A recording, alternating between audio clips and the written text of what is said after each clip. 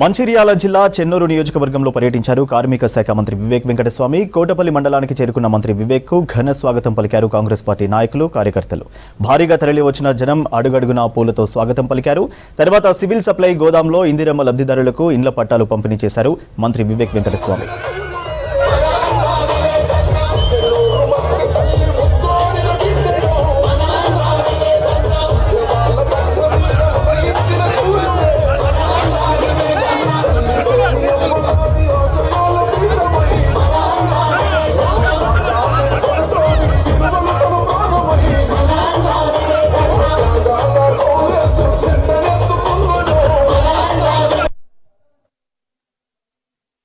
రెండు RO plants ఏ మండలానికి వెళ్ళే కానీ కోటపల్లి మండలానికి 2 ఆర్ఓ ప్లాంట్స్ ఇవ్వడం జరిగింది.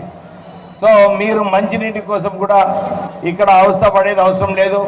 ఎక్కువ బోర్వెల్స్ మొన్న మంచినీటి కరువు ఉందంటే మన కోటపల్లి మండలంలోనే వేయించడం జరిగింది. ఎక్కడ కూడా మిషన్ భగీరథ నీళ్ళు ఎక్కడ సరిగా రావటం లేదో అక్కడ అనలైజ్ చేసి మీరందరూ కూడా మంచినీటి కరువు ఉండదని కూడా డిస్ట్రిక్ట్ కలెక్టర్ గారు చర్యలు తీసుకోవడం జరిగింది. కొన్ని చోట్ల ఉండకపోవచ్చు, ఒక్కొక్క 10 ఇండ్లు 5 ఇండ్ల దగ్గర బోర్వెల్ కావాలని చెప్పి డిమాండ్ చేస్తున్నారు. మనం డెఫినెట్లీ అక్కడ బోర్వెల్ వేయించి మీకు మంచినీటి సౌకర్యం కూడా కల్పిస్తాము. 10 సంవత్సరాలు టీఆర్ఎస్ ప్రభుత్వంలో ఉన్నప్పుడు మనకు అందరికీ డబుల్ బెడ్రూమ్ ఇల్లు కట్టిస్తున్నాడు కేసీఆర్. కట్టించిందమ్మా? ఎవరికన్నా కట్టిస్తే చేతులు లేపండి, లేకుంటే ఎట్లా అనండి. కట్టించిందా? ఎవరికి కట్టియలేదు. సో కాంగ్రెస్ ప్రభుత్వము ఇంతకుముందు సత్తాలో ఉన్నప్పుడు చాలామందికి ఇందిరమ్మ ఇల్లులు ఇవ్వడం జరిగింది.